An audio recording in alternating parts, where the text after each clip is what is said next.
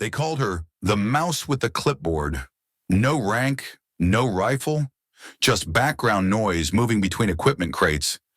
Then the impossible target exploded. Center shot, no sound, no shooter in sight. The entire range fell silent.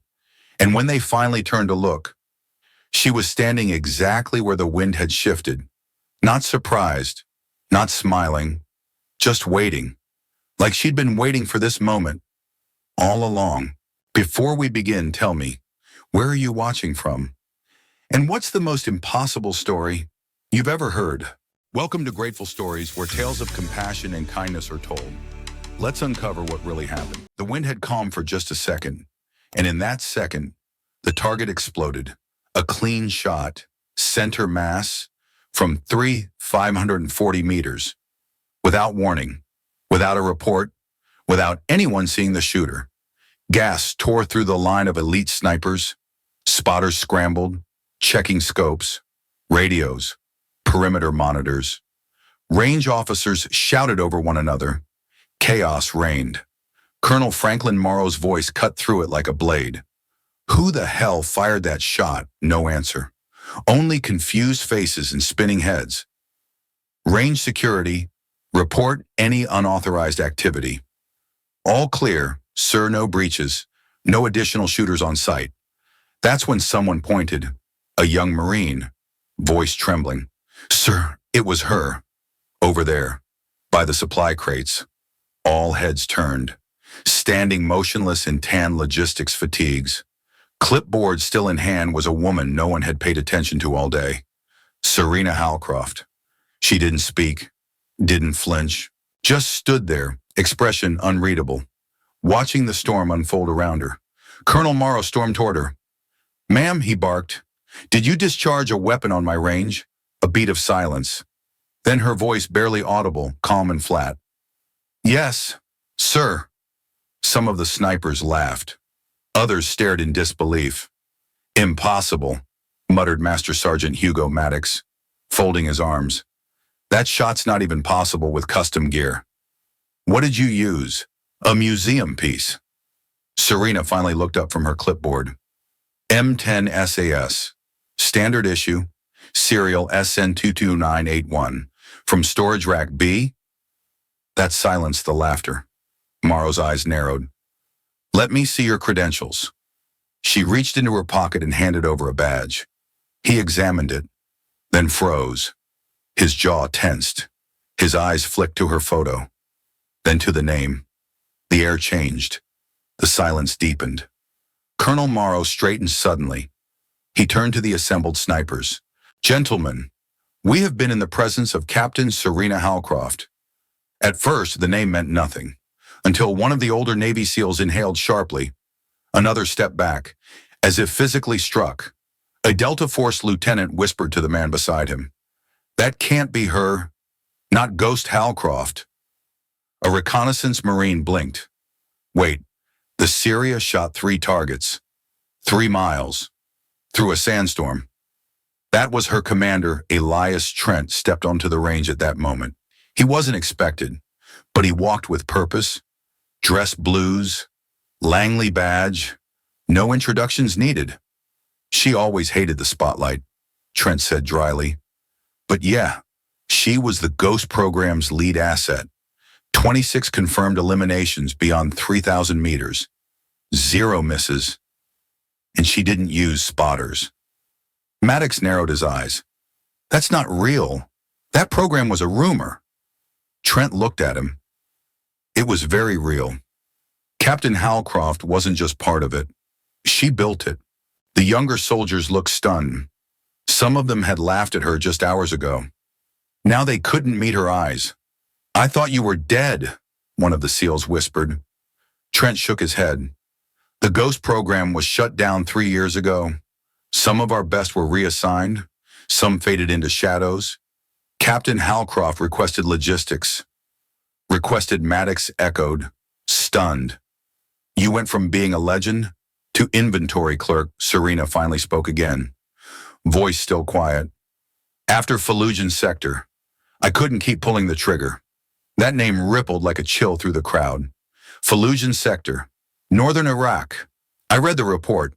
One sniper muttered, sandstorm. Zero visibility. 3 simultaneous shots. Trent nodded solemnly. Primary target confirmed dead, but also his 2 personal guards. He glanced at Serena. They were armed.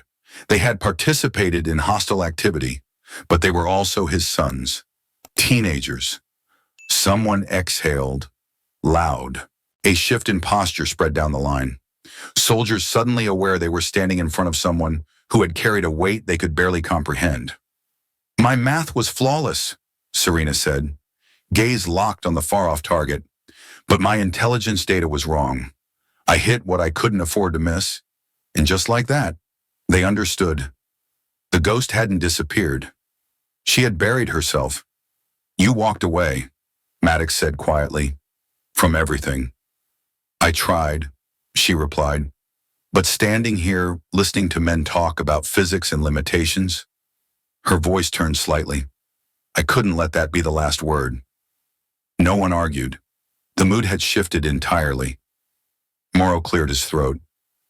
Captain, we weren't informed of your reassignment to Fort Dryden. That was deliberate, Trent said. She wanted peace, a clipboard, a corner of the world to disappear into, but she didn't disappear. Did she? Morrow asked. He looked again at the distant target. The shot speaks for itself. A sniper from the 75th Ranger Regiment finally found his voice. Captain, I have to ask. That shot, even with perfect wind calls, it shouldn't be possible. What are we missing? Serena turned, her expression composed but firm. You're missing barrel harmonics, micro-pressure zones along the train, spin drift shifts under thermal gradients, and the rhythm of the wind. Rhythm, the Ranger echoed. You've been calculating. I've been listening. The simplicity of her answer stunned them more than the science. For a long time, no one said a word. Finally, Maddox stepped forward. All eyes followed him. He reached into his vest and pulled out a scope, a high-end custom Hensel. Polished, calibrated, used in dozens of operations. He extended it toward her. Take this. If you're staying to teach us, I'll learn. Serena stared at it for a moment, then took it with quiet reverence. And for the first time since the shot, she smiled. That morning, the wind over Fort Dryden carried dust in wide, slow sweeps. It was sharp and dry, fine enough to sting the eyes, but constant enough to blur the horizon. The kind of wind that seasoned shooters didn't trust.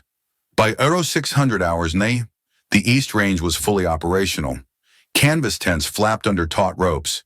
High-powered scopes glinted under early sunlight, and the best snipers from every corner of the armed forces stood ready for what they'd been told would be a conceptual exercise. It was more than that. Colonel Morrow had summoned Tier 1 marksmen from Navy SEAL teams, Army Delta, Recon Marines, Air Force STS, and a few shadow units no one officially acknowledged.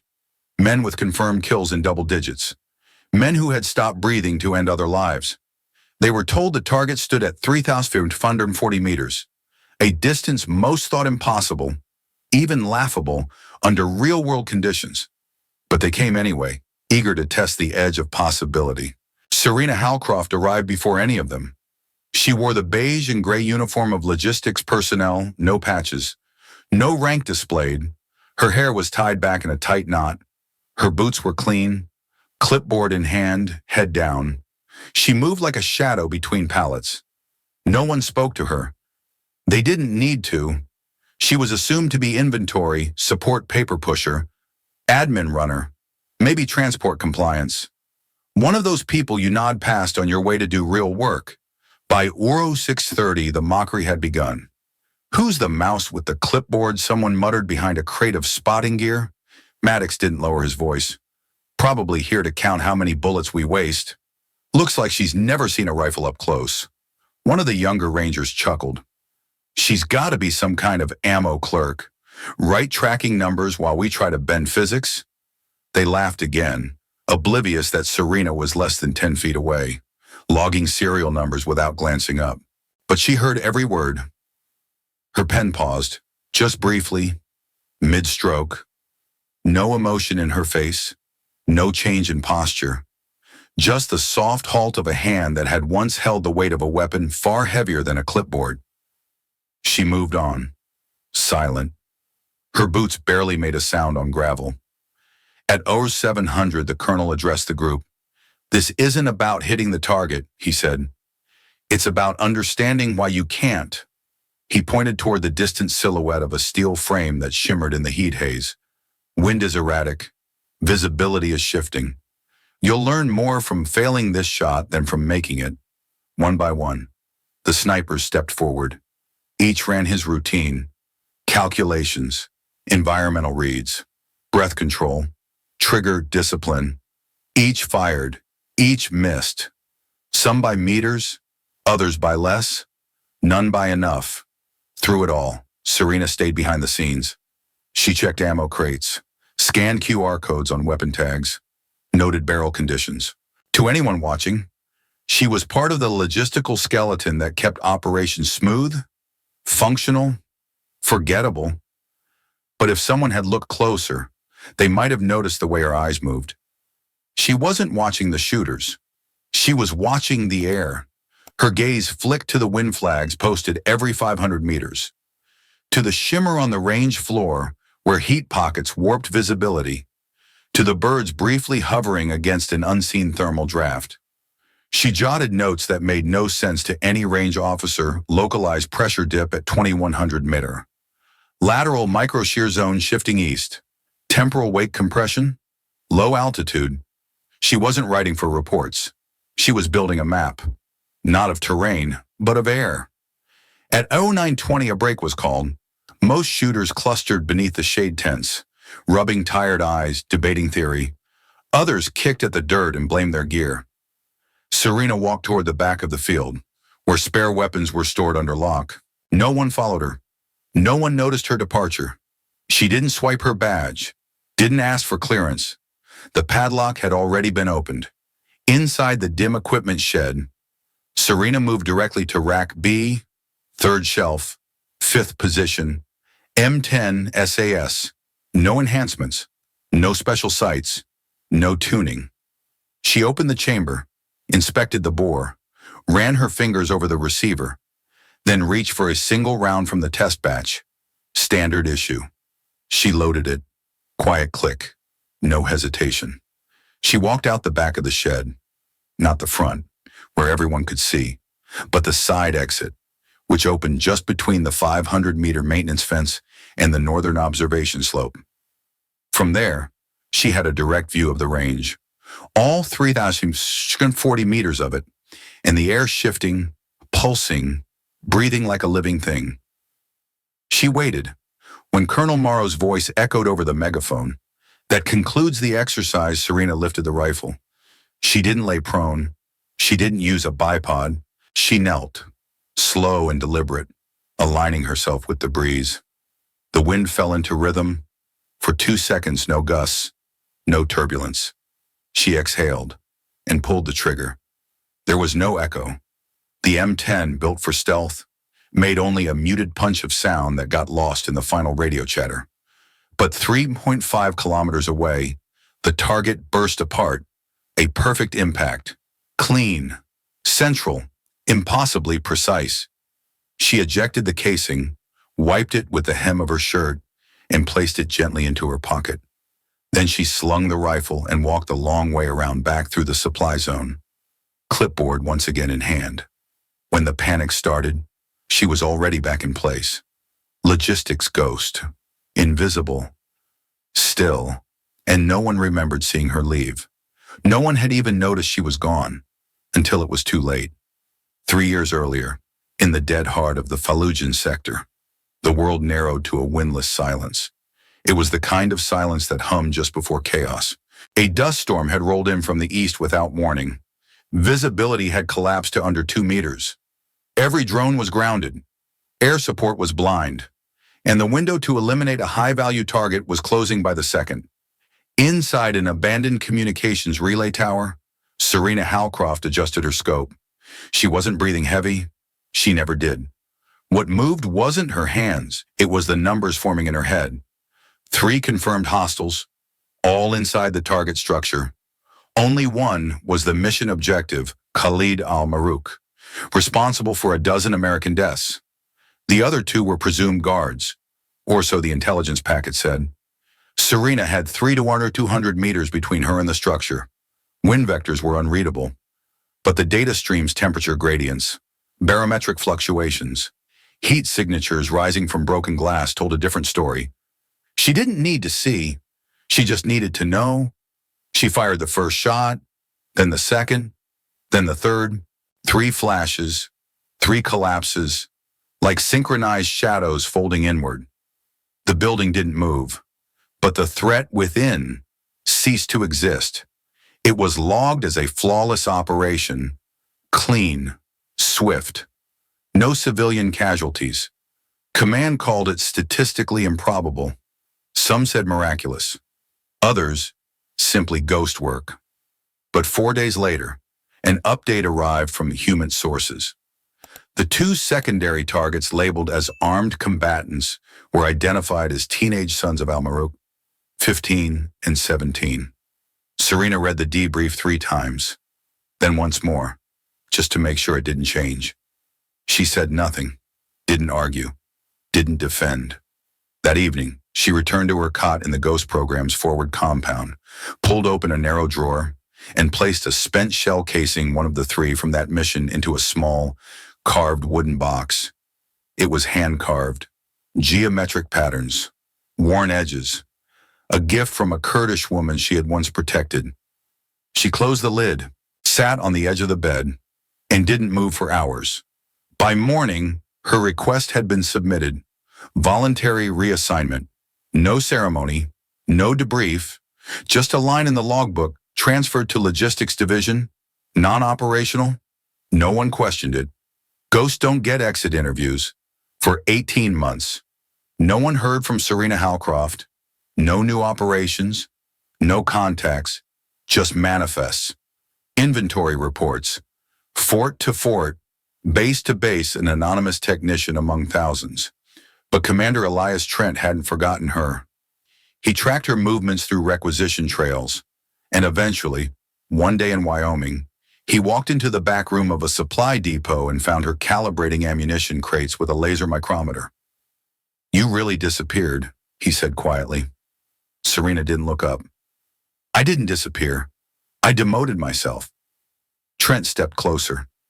"You're wasted here. We need you back." She shook her head. "I don't fire anymore." "This isn't about pulling a trigger," he replied. "It's about teaching others how not to miss." Serena's expression didn't change, but her silence lingered longer than before.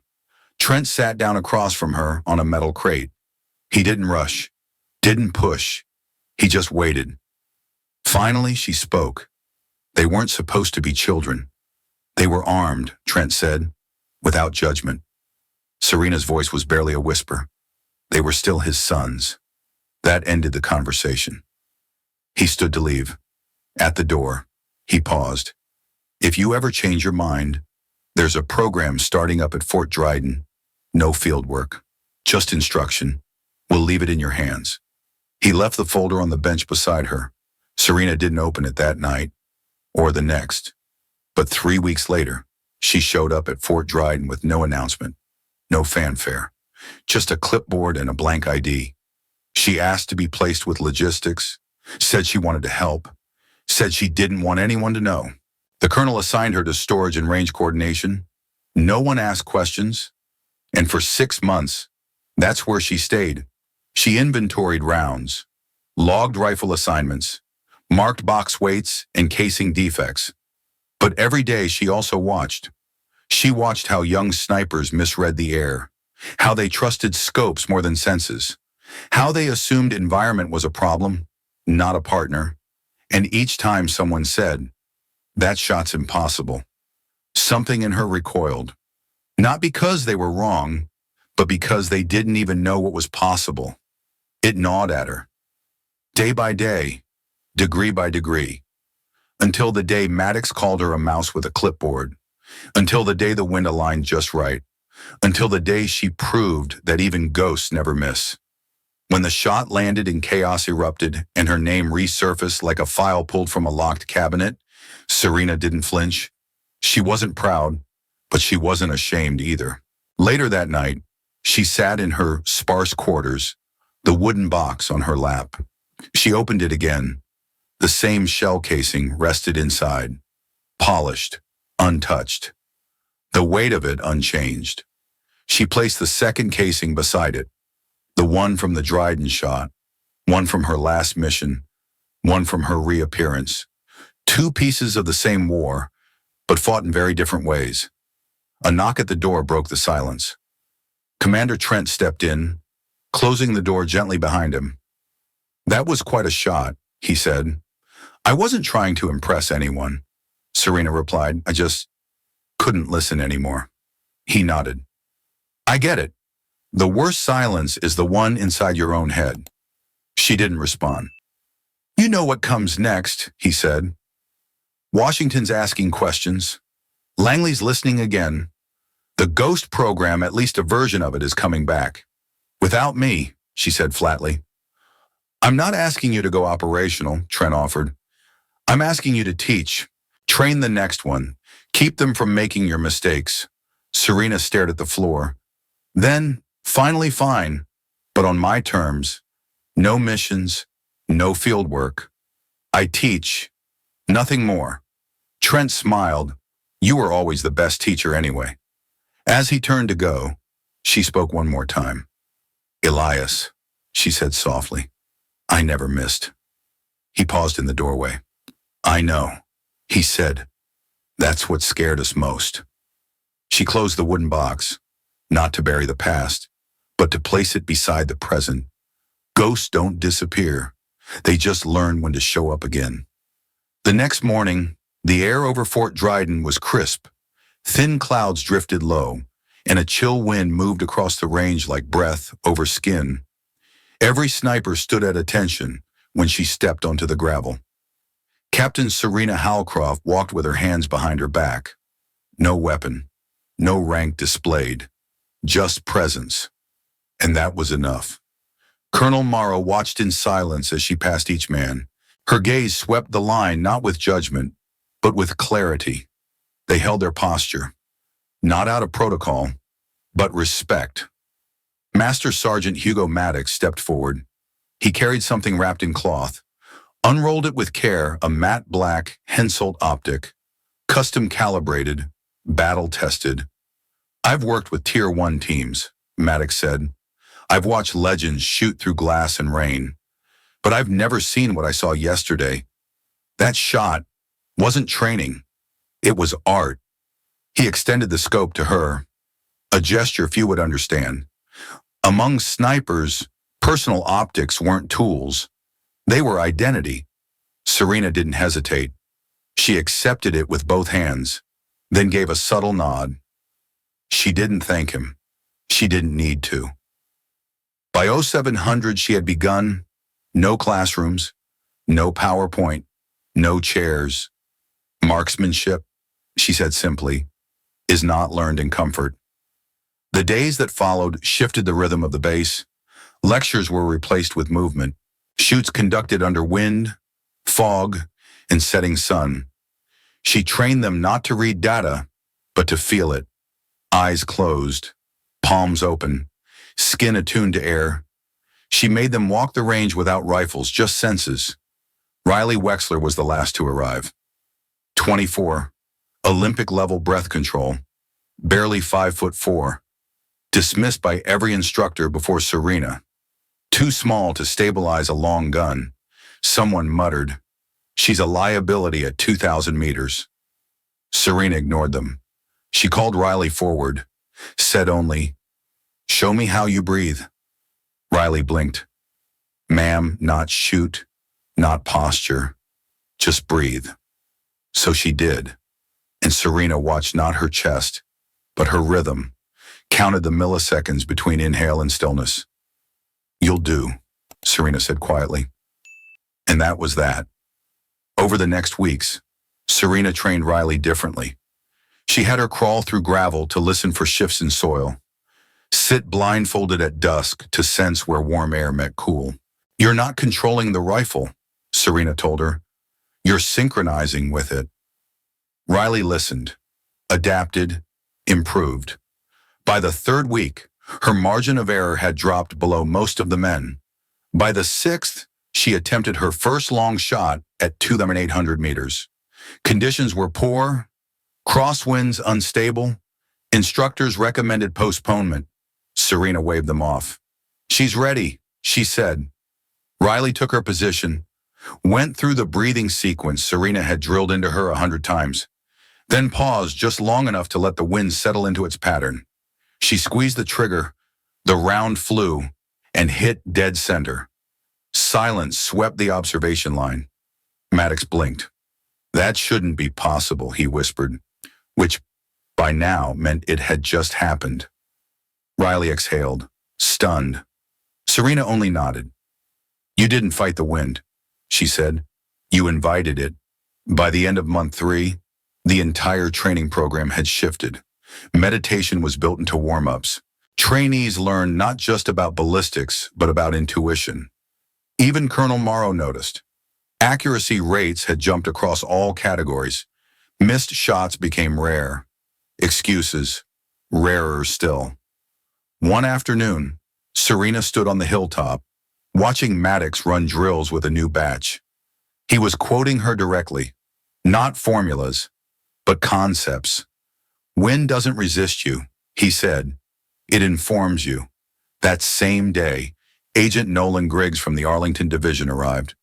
He didn't wear sunglasses and didn't smile and didn't wait for permission to approach. Serena met him near the equipment shed. He got straight to it. There's a developing situation in Kazakhstan, he said. Satellite intel, ground confirmation pending. Your perspective could be useful. Serena's expression didn't move. My terms haven't changed. Consultation only. Griggs confirmed. Not field work. She stared at him for a beat, then nodded. I'll look at your files. Nothing more. Griggs accepted that with a tight smile. That's all we ask. For now. As he walked off, Serena turned back toward the range. Riley was finishing a run, sweat-streaked and focused. Their eyes met across the gravel. The young woman gave a slight nod, nothing performative. Just recognition. Serena felt something stir in her chest. Not pride, not relief, reflection.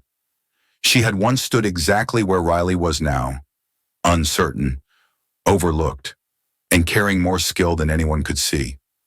Back then, she learned in silence. Now, she taught with intent. The difference mattered. That evening, she returned to her quarters. The wooden box waited on the nightstand. 2 shell casings inside, still, unmoving. She didn't open it. Instead, she reached for her notebook, the old one, the one from the Syria operation. She flipped past equations, sketches, environmental notations until she reached the final page. Blank, until now. She wrote 6 months ago, I hid because I was afraid. Now I choose to stand visible and teach others to see what no one else can. The handwriting wasn't elegant, but it was steady. She closed the notebook, not to forget what had come before, but to mark that something had shifted. The ghost was still a ghost, but now she had chosen her form and her purpose. Outside, the wind picked up again. Serena listened to it through the metal siding and smiled.